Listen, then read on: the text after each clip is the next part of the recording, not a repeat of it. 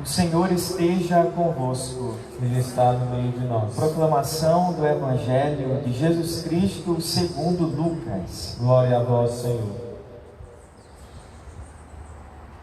Completou-se o tempo da gravidez de Isabel e ela deu à luz um filho.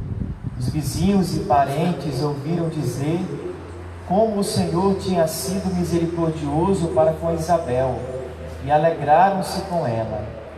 No 8º dia foram circuncidar o menino e queriam dar-lhe o nome de seu pai, Zacarias. A mãe, porém, disse: não, ele vai chamar-se João. Os outros disseram: não existe nenhum parente teu com esse nome. Então fizeram sinais ao pai, perguntando como ele queria que o menino se chamasse. Zacarias pediu uma tabuinha e escreveu: João é o seu nome. E todos ficaram admirados. No mesmo instante, a boca de Zacarias se abriu, sua língua se soltou, e ele começou a louvar a Deus. Todos os vizinhos ficaram com medo e a notícia espalhou-se por toda a região montanhosa da Judeia. E todos os que ouviam a notícia ficavam pensando: o que virá a ser este menino? De fato, a mão do Senhor estava com ele, e o menino crescia e se fortalecia em espírito. Ele vivia nos lugares desertos, até o dia em que se apresentou publicamente a Israel. Palavra da salvação. Glória a vós, Senhor. Então nós celebramos nesse dia, com grande alegria, a solenidade da Natividade de São João Batista. A liturgia da igreja não costuma celebrar a data do nascimento de nenhum santo, porque ela vê no dia da morte do santo o verdadeiro Natal, ou seja, que a alma santa nasce para o céu, para a eternidade, para a glória de Deus. Porém, existem 3 natividades que liturgicamente nós celebramos. A primeira delas é de nosso Senhor Jesus Cristo, dia 25 de dezembro, o Verbo encarnado que assumiu a nossa natureza humana para redimi-la e unir a Deus. A segunda natividade é da bem-aventurada Virgem Maria, dia 8 de setembro, a Imaculada Conceição, que foi concebida já sem o pecado original. E a terceira natividade justamente é de São João Batista, diga-se de passagem, o único santo, depois da Virgem Santíssima, que a igreja celebra liturgicamente o seu nascimento. Apesar dele não ter sido concebido imaculado, mas ele já no ventre da sua mãe, a idosa Isabel, já teve o seu coração purificado, já foi tocado pelo próprio Cristo naquela visita de Nossa Senhora a sua prima Isabel.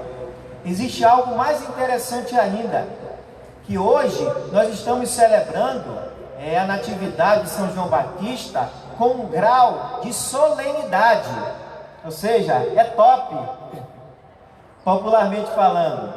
E o dia do martírio, ou seja, da morte de São João Batista, dia 29 de agosto, nós celebramos a memória litúrgica. Nem festa é memória litúrgica. Então a gente vê que a igreja dá uma grande ênfase na natividade de São João Batista. Aí vem a pergunta: por que então que a igreja ressalta a natividade de São João Batista, o único santo que celebra de fato a sua natividade? A gente chega à resposta da seguinte forma: que São João Batista ocupou um lugar muito importante na história da salvação. Ele teve uma relação estreita com a encarnação de Cristo. Veja, ele foi, São João Batista, como se fosse um elo do Antigo Testamento com o Novo Testamento. Ele foi a ligação do Antigo e do Novo Testamento. Veja, os profetas do Antigo Testamento, ontem na missa da vigília que eu celebrei, aqui na paróquia de São Pedro e São Paulo, eu celebrei a missa da vigília, e foi proclamado na primeira leitura o profeta Jeremias: antes formaste no seio de tua mãe, assim por diante. Hoje foi proclamado o profeta Isaías. Então esses profetas, Isaías, Jeremias e todos, eles anunciaram e profetizaram veladamente, indiretamente a pessoa de Cristo. João Batista não. Sim, ele anunciou, profetizou, mas de maneira iminente a primeira vinda de Cristo. Não apenas anunciou, profetizou, ele apontou: eis o Cordeiro de Deus que tira o pecado do mundo, como nós vamos rezar daqui a pouquinho no prefácio. Ele batizou o autor do batismo. Então veja, o grau de importância mesmo, ele foi esse elo, ligou o Antigo e o Novo Testamento. Não é à toa que a igreja fala que ele é um dos maiores dos profetas, porque apontou o Cordeiro que tira o pecado do mundo. E por que ele teve essa relação estreita com a encarnação de Cristo? Veja, lá na anunciação do arcanjo Gabriel a Nossa Senhora, ali naquele diálogo, Gabriel já disse a Maria: olha, a tua parenta Isabel, que era estéril, está grávida já no 6º mês. Aquela que era considerada estéril, não podia ter filho e assim por diante. Então ali no diálogo da anunciação de Cristo, olha, já citou-se então ali a Virgem, ou melhor, Isabel. E quando a Virgem Maria foi visitar Isabel naquela região montanhosa, ali na saudação de Maria a Isabel, João Batista estremeceu, saltou no ventre de sua mãe Isabel. Então a gente percebe que ali se concretiza tanto a primeira leitura de ontem, da missa da vigília, como a primeira leitura de hoje, antes de... Tu és meu servo Israel, em quem serei glorificado. Está aqui mais em cima. O Senhor chamou-me antes de eu nascer, desde o ventre de minha mãe ele tinha na mente o meu nome, fez de minha palavra uma espada afiada. Então se concretiza na vida de São João Batista esta palavra: antes de formar-te no seio da tua mãe, eu te consagrei, te fiz profeta, colocarei minhas palavras nos teus lábios. Então a gente percebe que João Batista de fato teve uma relação estreita com a encarnação de Cristo.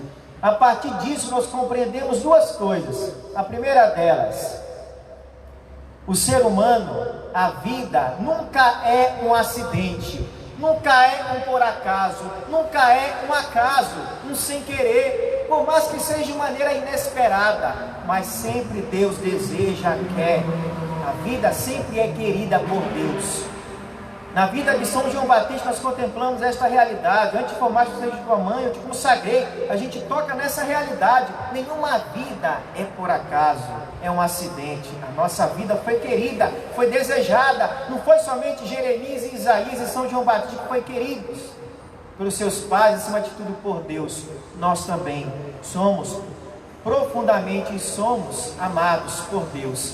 A nossa vida jamais será um acidente. Foi querida, desejada por Deus. A segunda coisa que nós aprendemos com esse texto bíblico, com a primeira leitura de hoje, e com a vida de São João Batista, é que Deus ele tem um projeto para cada um de nós, e nós temos a tarefa de corresponder a esse projeto.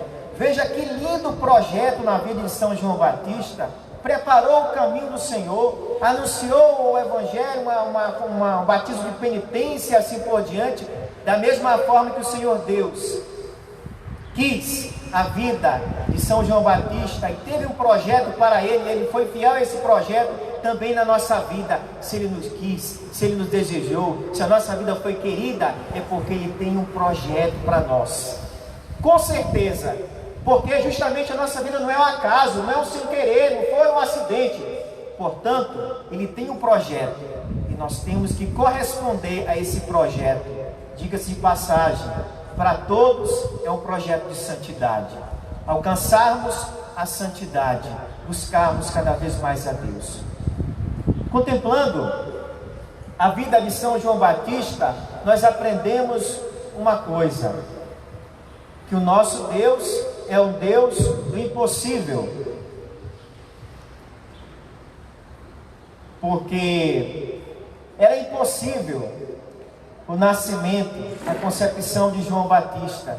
Já eram os seus pais idosos, Isabel era estéril, então humanamente era impossível ela engravidar, mas, como dizia Gabriel, o arcanjo Gabriel lá na Anunciação, porque para Deus nada é impossível. Então contemplar a natividade de São João Batista é contemplar que para Deus nada é impossível, que para Deus não existe nenhuma realidade impossível. Diante das impossibilidades humanas, há sempre uma possibilidade divina. Deus, Ele nos surpreende, Ele é espetacular, surpreendeu até mesmo Zacarias, porque quando o anjo apareceu a Zacarias lá, enquanto ele estava oferecendo incenso, porque ele era sacerdote no culto judaico, quando o anjo apareceu para ele, disse que ele seria pai, Isabel estaria grávida e assim por diante, ele ficou mudo. Por que ele ficou mudo? Porque na mesma hora ele duvidou um pouquinho dessa novidade trazida pelo anjo. Então até para Zacarias foi algo inesperado. Deixemos então surpreender por Deus, perseveremos na oração, não vamos desistir em rezar. E diz a palavra no evangelho de ontem, que por que eles receberam essa graça? Porque os dois invocavam sempre o nome de Deus. Olha, para eles era algo impossível, mas eles não deixavam de invocar a Deus. Diante das nossas impossibilidades, não vamos desistir, vamos invocar o nome de Deus, vamos clamar a Deus, porque uma hora Ele pode nos surpreender, talvez não da forma que nós queiramos, ou estejamos pedindo, mas que Ele escuta a nossa oração, Ele escuta, e uma hora nos surpreende. Diante de toda a impossibilidade humana, a impossibilidade humana de Zacarias e Isabel era não ter filho, mas diante de toda a impossibilidade humana existe uma possibilidade divina. Deus, Ele age, Ele faz segundo o seu coração e nos surpreende. Contemplar a vida de São João Batista é contemplar um Deus que surpreende-nos, que nos ama profundamente, desde o ventre da nossa mãe.